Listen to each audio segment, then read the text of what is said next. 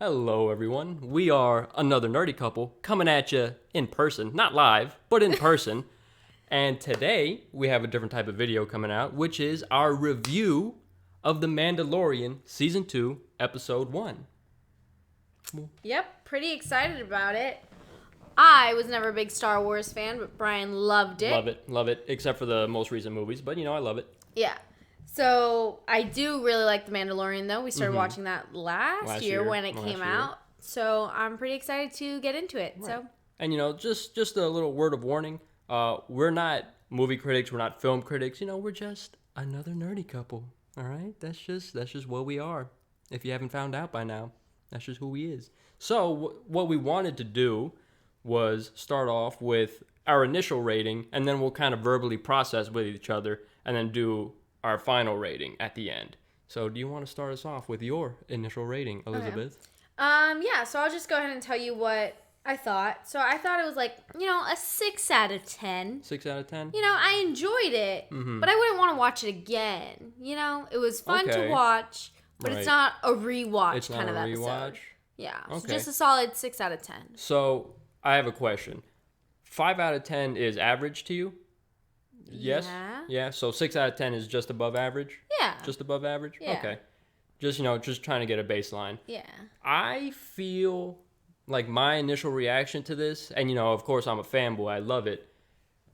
I'm a little bit more 7 out of 10, right? Like I liked it. I enjoyed watching it. There were some moments that I was like, yes, bro. And then, I just liked it. Mm-hmm. I think it was a little bit better than above average. A little bit better than above average. Better than above average. That's valid. That's what 7 is. There you go. Yeah. Awesome. So let's start off with our thoughts throughout the show. Yeah. How about that? So I'm gonna let you know some things that, I wrote down after the fact. Yeah. I just thought that the episode, I get that it was the pilot, well, not the pilot, but the opener for this season, but it just didn't do anything for me, Okay. Like, it didn't progress the plot at all. Right. Like, he still doesn't know where any other of the Mandalorians are. He doesn't have any, frame of reference to, where he can find, Another one. Or Baby Yoda's people. So, it just didn't do anything. And my favorite part, a lot of people who aren't big into Star Wars, his favorite part is Baby Yoda. And he was just he was not, an extra, I wrote down somewhere here that he's just happy to be along for the ride. He just wants to be part of the squad, but he doesn't really do anything, at least in this episode. Yeah, his presence was not purposeful. Right. I think I wrote down early on, I was like, oh, they're just flipping to him, showing us him so that I pay attention to him. Right, so you smile there's a Baby little Yoda! bit. Yeah. Yeah. But he doesn't really do anything. But I think I would have to disagree a little bit with what you said in the beginning about it not progressing the plot. Because, it is the first episode of the season. In general, there's not going to be a lot of plot that happens. Yeah. But he tried to progress the plot. He did his first step in his journey. I feel like this was a good first step. And then there was some side action of, with the Alaskan bullworm that we'll talk about later. But, he tried to take the first step in finding Baby Yoda's people with this, Mandalorian person that we'll get into a little bit later. But I don't think that it was a useless episode. Yeah. I think it was just he tried and failed. Yeah. Well, I do see that, he was taking those first steps. Mm-hmm. I just like to know what the next step is, Right, and we right don't now know. We are back at square one. He took 100%. A step and then fell right back. Yeah. So if he would have taken a step and then at the end there was a little piece that was oh, by the way, we sand people know where another Mandalorian is. Right. Or something that moved us forward a little bit. Yeah. I'm not asking for a huge plot point, but just a little bit in the right direction. Right. And I feel we didn't get that. We're back where we started. That's fair. But I will say, right from the beginning of the episode, I was in it. I was in the Star Wars universe right from the beginning. And for me, with these most recent Star Wars movies that came out, that's not really something that I felt a whole lot like. And it's funny because in the actual Star Wars movies, there's Jedi and actual, Star Wars people, and he's a Mandalorian, but it just feels so much more like it's Star Wars, Okay. Do you feel that at all? I didn't like the original That's Star true. Wars. That's so true. like if it felt like Star Wars, like, I'd be like, peace out. You enjoy this. It doesn't feel like a Star Wars movie, but it's 100% in Star Wars universe, you know? Like there's no like abnormalities about it to me. Yeah. Okay, yeah, I can see how it like flows and like it doesn't it's not jarring if you look at like some of the other Star Wars movies. Like it does have that like connection and like you see the same thing. Yeah. Which brings me to a question. Is Tatooine just from season 1, or am I supposed to know that outside of Mandalorian? No, Tatooine is huge. Like Tatooine is all about Star Wars. Okay, because I was like, I've heard this place. Yeah, and that's where Anakin's from. Okay, that's Anakin, where that's where Luke is from. Like that's where the Skywalkers are from. Okay, Tatooine. But we did know about Tatooine in season 1 though, because we're supposed to know like that mechanic lady. Yeah. We've come across Tatooine before. We've come across Tatooine. Now getting to Tatooine happens a little bit later on, but something that I really wanted to talk about is the mechanic lady that we saw. She calls it Tatooine, and it just bothered me. Right? Like I just don't like it's Tatooine. Like you got it, Tatooine. I mean, she would know better than you know. She would know, but everybody else calls it Tatooine. Every single other person. I'm going to be totally honest with you. I do not hear a difference when you say Tatooine and Tatooine. No, Tatooine. Tatooine.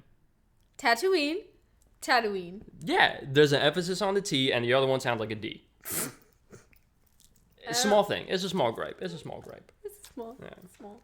But something that I noticed also in the beginning of the episode is when Mando walks, he sounds like, I don't know what they're called. Like, you know those things on the boots of cowboys? Okay. Spurs? Yes, Spurs. Every time he walks, he has those, right? And, I was like, oh, okay, I'm getting this, like, space western vibe. And then as it progresses, like, we meet a marshal. Oh, he was so, I wrote down, I was like, Old West Sheriff, right? Like, he came in with the swagger, and this was huge Old Western vibes I was getting. And I was like, I was just waiting for him to, like, come in and kick a door down, start a bar fight, something like that. But I kind of like it, though. I'm not going to lie. Yeah, I also, like, when he was like, oh, are we doing this here? And he's like, yeah, here. Yeah. Like, that was such a, like, you want to take it outside? Right? And he's like, I don't need to take it outside. I don't care. Let's do it right I'm here. The Mando. You know? Yeah. And something that I love about this is that they've done a really good job of making the Mandalorian just, like, an absolute beast. Like, he's intimidating. He's scary. Oh, for sure. Like, in the beginning when he said... When the first guy he came across was like, oh, I didn't know you were a gambler, and he's like, I'm not, and then just murks everybody. Like I was like, oh. Yeah, no, he had a lot of good like one-liners like that, and then when he said, oh, you're not gonna die by my hand, but like yeah. And then there was another one. I wrote this one down. Let me see if I can find it. Take it off or I will.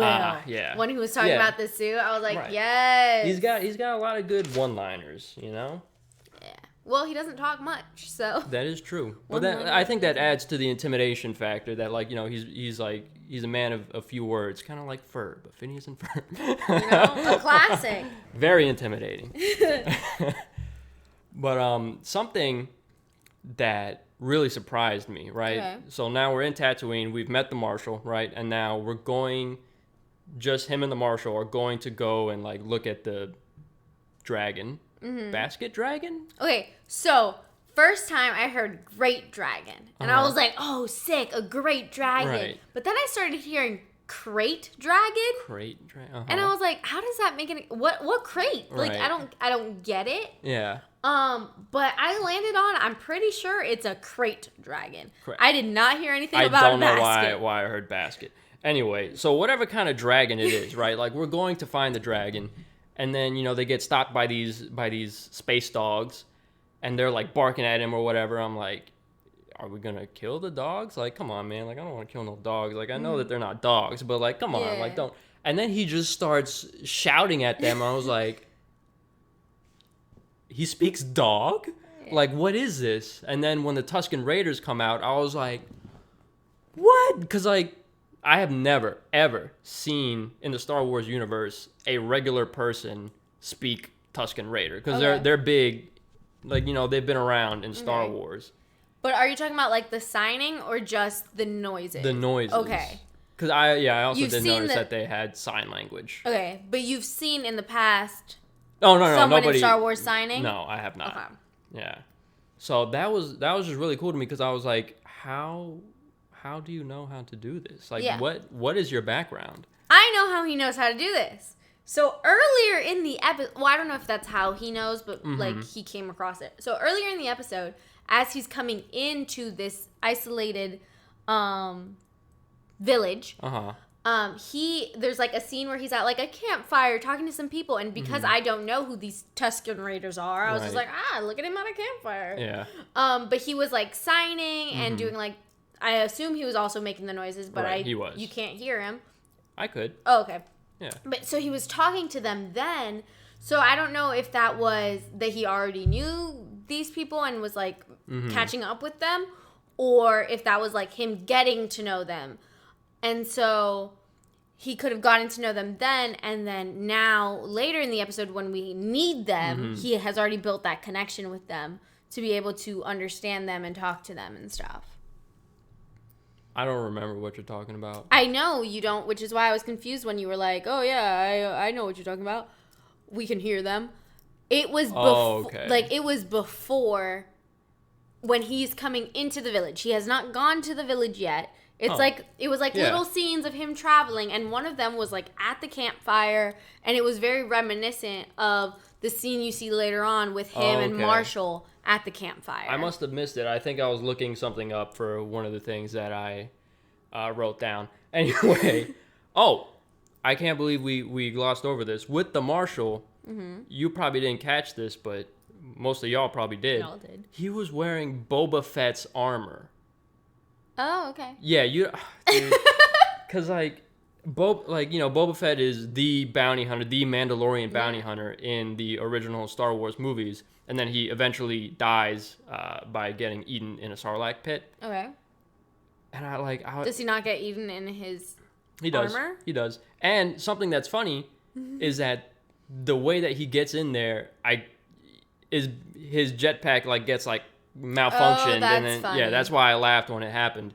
So they had a couple of callbacks. So like they had the jetpack that the Marshall got malfunctioned, and then the Mandalorian said something about parsecs, and I think he used it correctly. It's a little ambiguous because parsec is a measure of distance in space. Okay. But originally Han Solo said I completed the Kessel Run in 12 parsecs, as if it was a measure of time.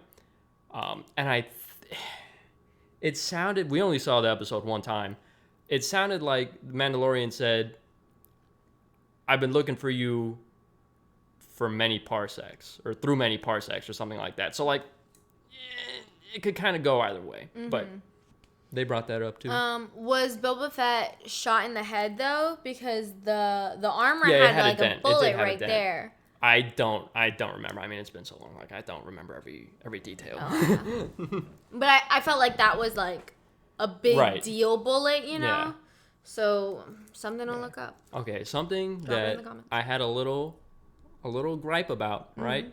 When they show the beginning of the Marshall with getting the armor, and then like he goes and shoots up the people that were trying to make the town like a slave town or whatever, and then the other people are going away in their little speed car, and then he shoots the rocket at them, right? Yeah. Where'd he get the other rocket? How does he have another rocket now? Why wouldn't he have multiple rockets?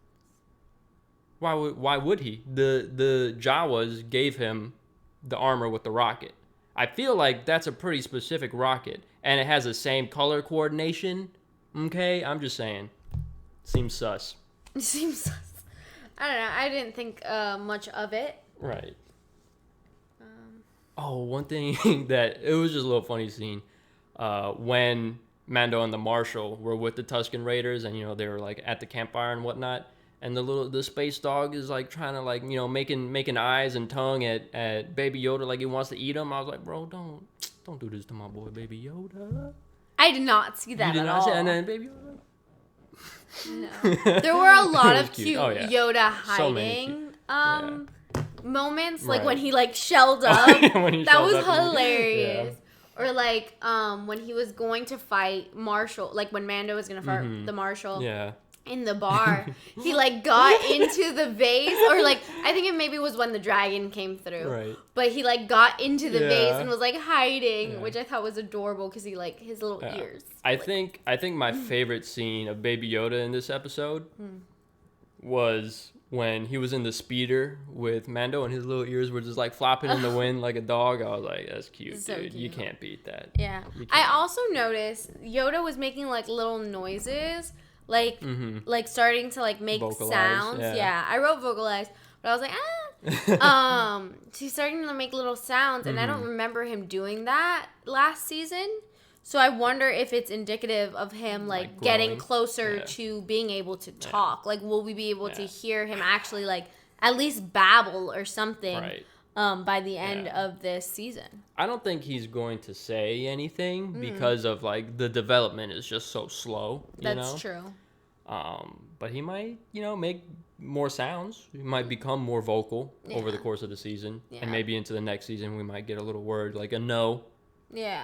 That's what I'm saying. Like even just like or ooh, know, like starting to make those like very early baby noises. Right. That are sounding more like sounds than just Yeah. But one thing that I also like that they did with the Tusken Raiders is that everything that we've seen about them in the past is that, they're savages, like they're just murderers, like you can't reason with them, like they're just savage. And then with this, like with the Mandalorian coming in, like he kind of takes that and was like, no, dude, like they're just normal people that have been wronged. And like, we can reason with them. And one thing that I really liked was that when they came back to the town and started saying it to the people, the Mandalorian said that the Tusken Raiders agreed to never raise a weapon against them unless they do it first. And I was like, that's honor, man. Like that's awesome. Like, and they got that. Like they're not savages like Star Wars makes them out to be. Yeah, Star Wars. Yeah. Yeah, I like that too. Like that, seeing another side of like a character. Like obviously, like I said, I didn't know who these people were, but you telling me like that they're usually portrayed as savages, and even like seeing that the village thought that they were savages and they were raiders, and like that was it. And seeing how like confused Marshall was when Mando was able to talk to them. Yeah. I think that's really good to have like development within like this species as opposed to just like a character's development. Right. So I thought that was really cool. Yeah. And to further their being awesome, because I actually kind of like them now, is that whenever they were trying to lure out the dragon, it was always a Tusken Raider that was putting their life on the line to try and bring it out. The first time, it got eaten right away instead of the bantha. And the whole time this was happening, the entire time, I was just like, why isn't Mando the one bringing him out? Because he got a jetpack. Yeah. The thing comes out, just fly away. Like, we don't need to be risking lives here with this, Yeah. Like, yeah. Something on that kind of dynamic and the bantha. So you made a comment while we were watching it. You said, "Oh, that doesn't seem like an efficient way to travel." Oh, yeah. Talking about the banthas. Yeah. And so I thought about it a little bit more, and I remembered that they talked about how with Mando, he wanted to bring in his ship and then just shoot him up, but that they would know that he was coming. Right. The dragon would know. The dragon would know that he was coming because of the vibrations. And so I was thinking, like, because the bantha moves so slow, it might be harder to know, like, where they are and when they're coming. And so, like, the dragon won't be able to find them as easily, and that's why they've been able to survive for so long. Because they didn't have anything that was, like, electric or, like, that moved like that. Like, the only people we ever saw on, like, the scooters was Mando and Marshall. Right. So that might be why they use the banthas to walk around and stuff. Okay, you just said it. Mando and the Marshal, like, that sounds like a spinoff. It's never gonna happen, but, like, that just sounds like a buddy cop type of spinoff. Yeah. Anyway, I just love the way it sounded. But yeah, I agree that, like, I didn't even think about that, but it does seem like a really nice detail that they just kind of, like, sneak in. Like, it's never, like, hey, a detail that we put in. It's just kind of like, yeah, we survived by not being noticed by this giant creature. Yeah, and, like, even the fact that they have to call the creature out because he doesn't know that they're right there. Yeah. Is something that, like, also, like, solidified that for me, that they kind of, like, sneak around on this bantha. Yeah. And so when they're fighting the dragon, right? well, the first thing is that, so, like, they try to blow it up the first time and it doesn't work. And then it starts, like, doing its acid vomit at them. And I was like, oh, it's a dragon. Like, it finally, like, okay, they're just calling it, like, a dragon because, like, whatever. But, like, no, it's, like, it's legit a dragon, but it's a worm dragon. When he started opening up his mouth, I was like, ooh, he about to breathe fire. Like, this is where we got the dragon name from. Lizzie was here like, Dracarys. Right? But then the acid vomit came out and I was like, oh, that's sick too. And like, you just saw it like just melting the person immediately. And I was like, whoa. Yeah. And I was saying this to, get to the point of... Sorry. No. I sidetracked this. I really... As when the initial blow up didn't work, it was in my mind already. I was like, we better not get to this thing that we have to go inside of it. Like, I really... Like, Hercules did it. Drax did it in Guardians of the Galaxy. There's plenty of other ones. And I'm just like... I just wanted a more creative way of killing it. Like, when he was shooting at the eye, I was like, okay, what's he gonna do? Like, is he gonna try to blind it type of thing and then, like, do something crazy with that? But no, I'm just gonna be eaten with a bunch of explosives and then somehow come out. He electrocuted himself. He tased it. He tased it but, so that it would open up and he could come out. All right, listen, y'all. I'm a healthcare professional. If you tase somebody, they're gonna tense up, including their jaw. Like, I feel like that's not gonna open the mouth. Yeah. But maybe the electricity was not so powerful because it's such a big thing that it was just like, ow. Yeah.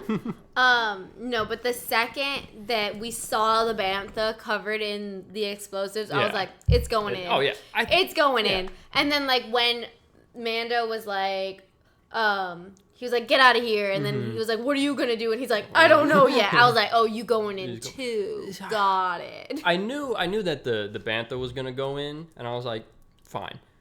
But while we were watching the episode, we even had a little disagreement that you saw him, you thought that you saw him go in. And I was like, no, like, we just can't see him yet. Like, the dust is unsettled and, like, he's going to appear, like, he's going to be jetpacked out of there. And nope. He just got eaten. He was in. And that was probably the point of the episode that I disliked the most, which is a small nitpick, really. Like, it's not something I'm like, 2 out of 10.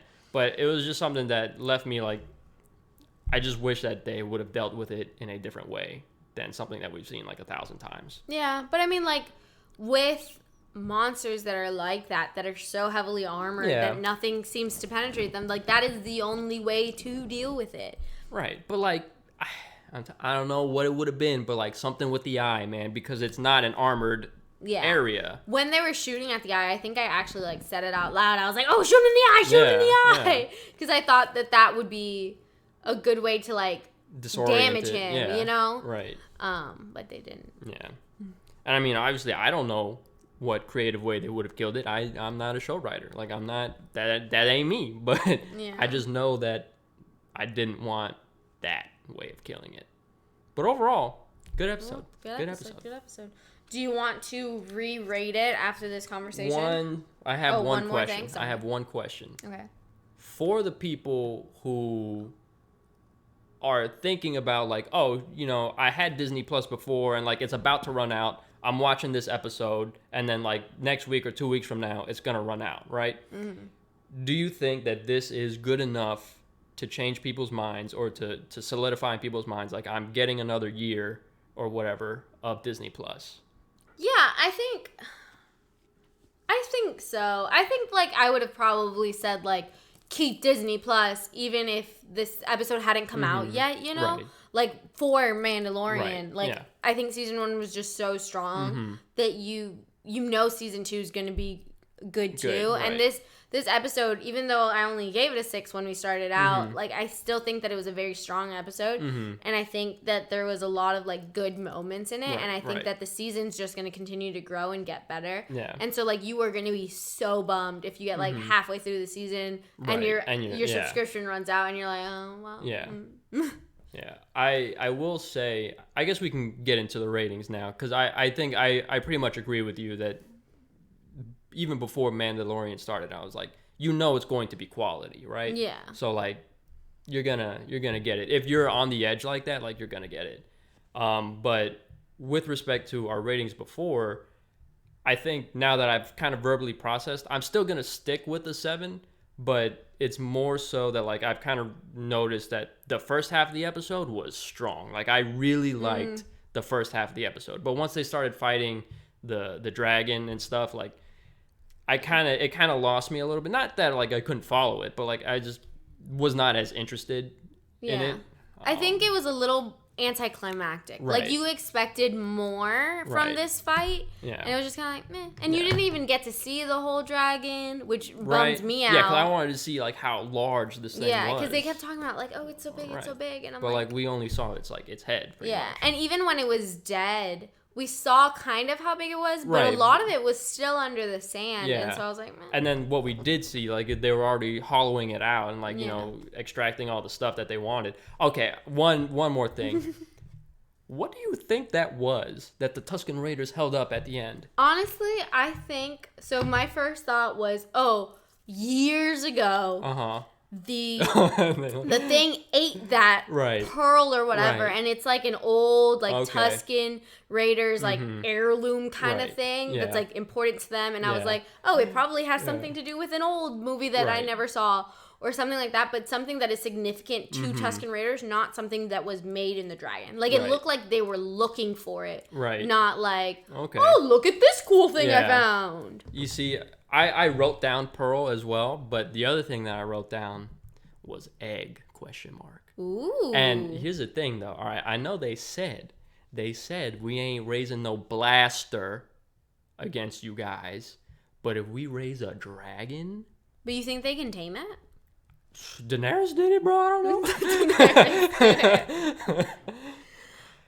Maybe. And I mean, they can. I feel like they'd be able to learn, because they in the episode they said that they learned a lot about this dragon by studying it over hundreds of years and whatever. Yeah. So they have a lot of knowledge about the dragon, and I feel that over a period of time that it's growing still, and you're trying to train it, they'll kind of have to, like, make an educated guess about whether or not it can be trained. And then if it can't be trained, like, they'll just kill it, or else it'll kill them. But if it can be trained, boy, you better watch out. You better watch out. So I hear you with, like, maybe they're going to raise it against this city. I don't think so. But, like, maybe not against the city, but, like... No, in general, yeah. We're going and we're taking over the world like, with that thing. We are the Tusken Raiders. Ain't nobody messing with us no more. Yeah, for sure. But yeah, so your rating. So I want to give it like I don't know. I wanted to give it a higher rating, because I was like, no, I did like a lot of it, and like the more I talked about some of the things, like I can tell that like I was like, oh yeah, this is cool. Right. But at the same time, like I don't think that it's like, I don't know, because like you said, like the second half was kind of like, meh. Right. And I really don't like that it didn't leave us with like, what's next, you know? It left us with that dude who was watching us. Who's that? I wrote, who is that? Right. I mean, we're not supposed to know probably yet, but like, just some dude looking over us like, oh, he's probably going to stir the pot. Yeah, but we were moving away from him too, so like, I don't get it. What I was actually hoping for was that it was that dude, the actual guy from The Boys. I don't know the actor's name. I don't. From Breaking Bad. From Breaking Bad, The Boys, Revolution. I didn't watch that. That show got canceled. He was in something else that I watched. Right, but he's super good. Like he's super menacing, and like he's got like that quiet like scariness of like, oh no, you know. That like you're just scared of him, but like he doesn't have to do much. Yeah. Because like they showed him in the recap, and I always think that recaps are supposed to kind of like tell you things that you need to know for that episode. Right. So I was like, why do I need to know about him in this episode? It's like just don't forget. He'll come in later, but just don't forget. Yeah. But so yeah, my rating would probably be like maybe 7.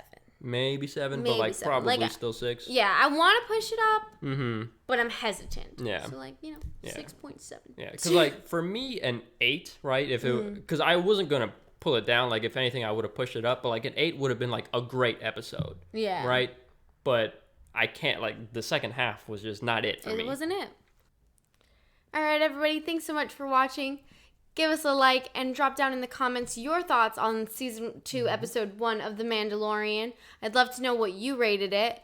And we'll catch you next time. Make sure to subscribe so you don't miss our next episode. See ya.